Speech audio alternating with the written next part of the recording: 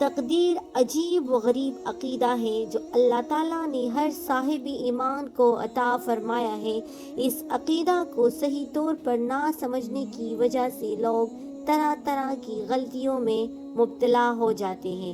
پہلی بات یہ ہے کہ کسی واقعہ کے پیش آنے سے پہلے تقدیر کا عقیدہ کسی انسان کو بھی عملی پر آمادہ نہ کرے۔ مثلاً ایک انسان تقدیر کا بہانہ کر کے ہاتھ پر ہاتھ رکھ کر بیٹھ جائے اور کہے کہ جو تقدیر میں لکھا ہے وہ ہو کر ہی رہے گا، بلکہ حکم یہ ہے کہ جس چیز کے حاصل کرنے کی جو تدبیر ہے اس کو اختیار کرو، اس اختیار کرنے میں کوئی کسر نہ چھوڑو۔ دوسری بات یہ ہے کہ تقدیر کے عقیدے پر عمل کسی واقعہ کے پیش آنے کے بعد شروع ہوتا ہے۔ مثلاً کوئی واقعہ پیش آ چکا تو ایک مومن کا کام یہ ہے کہ وہ سوچے کہ میں نے جو تدبیریں اختیار کرنی تھی وہ کر لی،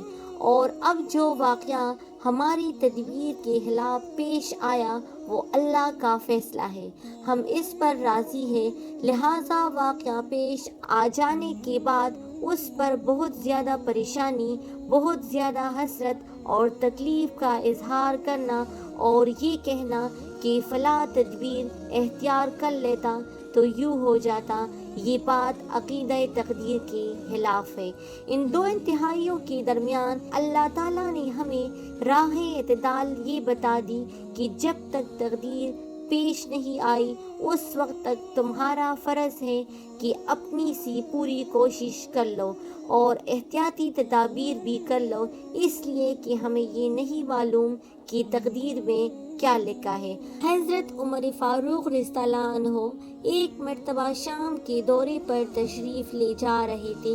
راستے میں آپ کو یہ اطلاع ملی کہ شام کے علاقے میں طاعون کی وبا پھوٹ پڑی ہے۔ یہ اتنا سخت طاعون تھا کہ انسان بیٹھے بیٹھے چند گھنٹوں میں ختم ہو جاتا تھا۔ اس طاعون میں 1000 صحابہ کرام رضی اللہ عنہ شہید ہوئے ہیں۔ آج بھی اردن میں حضرت عبیدہ بن جراح رضی اللہ عنہ کے مزار کے پاس پورا قبرستان ان صحابہ کرام رضی اللہ عنہ کی قبروں سے بھرا ہوا ہے جو اس طاعون میں شہید ہوئے۔ بہرحال حضرت عمر فاروق رضی اللہ عنہ نے صحابہ کرام رضی اللہ عنہ سے مشورہ کیا کہ وہاں جائے یا نہ جائے اور واپس چلے جائے۔ اس وقت حضرت عبد الرحمن بن عوف رضی اللہ عنہ نے ایک حدیث سنائی کہ حضور اقدس صلی اللہ علیہ وسلم نے یہ ارشاد فرمایا ہے کہ اگر کسی علاقے میں طاعون کی وبا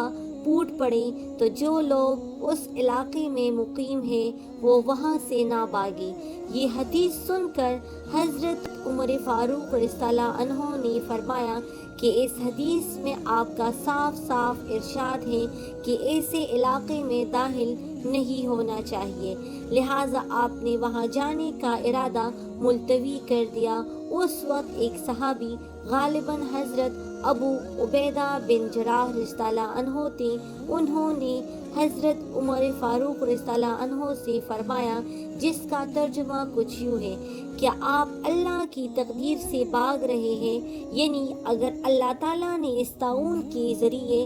موت کا آنا لکھ دیا ہے تو وہ موت آ کر رہے گی، اور اگر تقدیر میں موت نہیں لکھی تو جانا اور نہ جانا برابر ہے۔ جواب میں حضرت عمر فاروق رضی اللہ عنہ نے فرمایا، اے ابو عبیدہ، اگر آپ کے علاوہ کوئی شخص یہ بات کہتا تو میں اس کو معذور سمجھتا، لیکن آپ تو پوری حقیقت سے آگاہ ہیں، آپ یہ کیسے کہہ سکتے ہیں کہ تقدیر سے بھاگ رہا ہوں؟ پھر فرمایا، ہاں ہم اللہ کی تقدیر سے اللہ کی تقدیر کی طرف بھاگ رہے ہیں۔ مطلب یہ تھا کہ جب تک واقعہ پیش نہیں آیا اس وقت تک ہمیں احتیاطی تدابیر کو اختیار کرنا عقیدہ تقدیر کے خلاف نہیں بلکہ عقیدہ تقدیر کے اندر داخل ہے۔ کیونکہ نبی کریم صلی اللہ علیہ وسلم نے حکم فرمایا ہے کہ احتیاطی تدابیر کرو۔ چنانچہ اس حکم پر عمل کرتے ہوئے